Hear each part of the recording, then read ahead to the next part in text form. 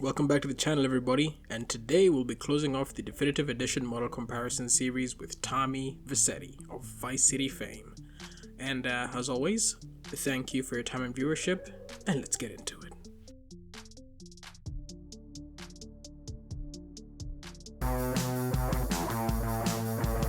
Tommy Vercetti's original model has two versions, the gameplay and cutscene models.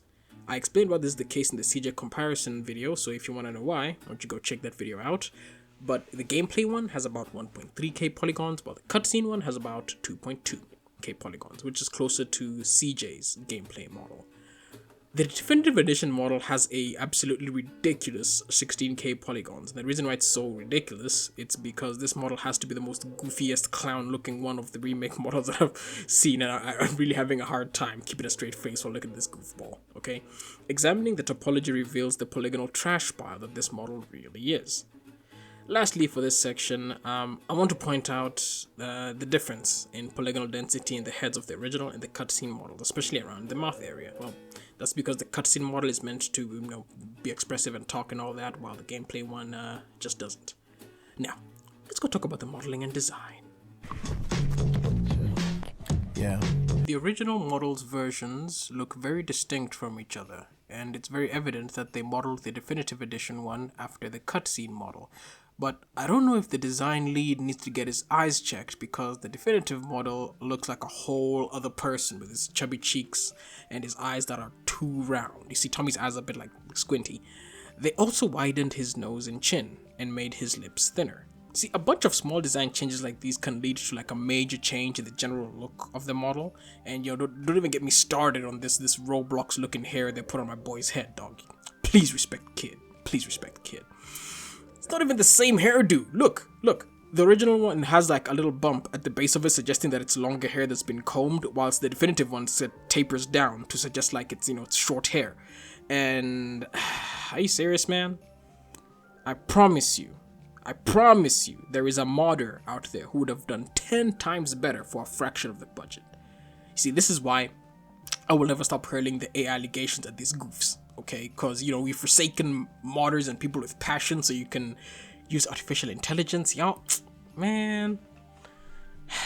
Anyway, I've mentioned before how much I enjoy the PS2 aesthetic because of the creative solutions that gave this era its very distinctive look. Like, the mid hands or just drawn on additional accessories instead of modeling them in. That stuff is so cute to me. But maybe it's the nostalgia talking, but I find this sort of thing very charming. I feel the same way about like PS1 era graphics too, and all those like early 3D graphics. So switching from solid to textured on the gameplay model shows you, what's being modeled and what's being textured in, and it's fun to see. When you untriangulate the model, you can see the idea of what it looked like coming out of whatever 3D software it was made in, probably something from the CAD family, but whatever. The cutscene model has eyes and the interior of the mouth modeled in. And his shirt buttons are modeled too, actually. This is it's pretty cool stuff. The definitive model has all the accessories, like the Cuban chain and the watch modeled in, but it looks tacky and unnecessary, Speaking of tacky and unnecessary, let's take a look at this dookie topology, okay? The straight cheeks topology. Even when you untriangulate it, you still have all this unnecessary faces around the eyes. The eyeballs themselves are also needlessly dense, and what the hell is this topology on the ridge of his nose? What is that? What's the point of that? His ears are also overly modeled, and the buttons have 2 loops. The second loop is totally unnecessary. Like, you don't need this one here, and it's adding so many more faces to it too. But credit where credit's due, the shirt and arms are fine, I guess. The creases and folds in the pants are also modeled, which enhances absolutely nothing. And the lengths on his Cuban chain couldn't have been done like way more elegantly, but all in all, I think this was an AI enhancement thing because of the questionable topology and the edge flow we just went over. Anyway, I'm tired of looking at this goof. Let's talk about the shaders and wrap this up. With PS2 step-ins, so OG Tommy is rocking a single diffuse texture, baby. However, The cutscene model has an eye on it, while the gameplay one only has eyes on the face. Hence why I said in the San Andreas video that this has eyes.png that are just like pasted onto it. The definitive edition model I found only has the diffuse textures too, and I think maybe this is through that whoever was extracting it just couldn't get their hands on the textures. But because Claude and CJ both have a ridiculous amount of textures and shaders, I'm just gonna assume that, you know, this is the case also, but those shaders and textures only made the models look way worse for it.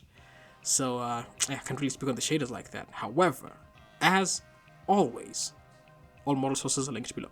However, the diffuse textures we have here, we can see that we have, you know, the body, head, arms, watch, and eyes all on their own texture slots, and all of which are 1K by 1K, which is the most doofus choice, because something as small as a watch and the eyes can have, you know, something that's half, even quarter of the size, because, you know, they're not going to be focused on at all. So why give them a whole again, lack of direction that I keep saying about. So even from like the diffuse alone, you feel like this was rushed, like there wasn't any coordination in this. And if they had as many shaders as the previous two, then it would make sense why the performance was so bad. And I probably would have just ended up like reiterating what I said before about those ones. So yeah, let's wrap this up before I hurl all over my keyboard.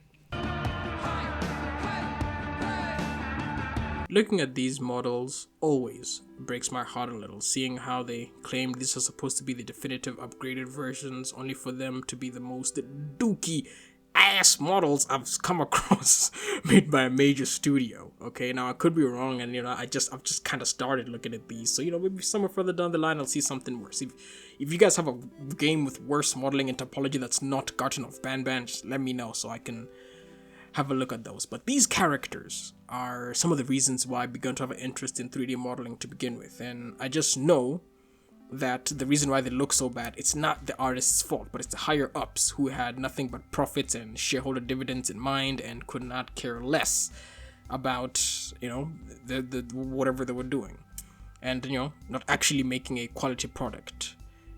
It's like the mentality here was, oh, it's GTA, this idiot will throw money at anything with GTA written on it. No, we love the original GTAs because they were quality product, my man. What are these, dude? What are these? I'm 5 years too late talking about this, but like, what are we doing, Rockstar? Seriously. Anyway, thanks for joining me. I'll be making a supercut of all these videos with the corrections and adjustments that I've gotten from you guys, you absolute legends. You know, I do it for you guys. And thanks for all the love and support, and I will be seeing you in the next video. Thanks again, guys. Y'all really making it worth it.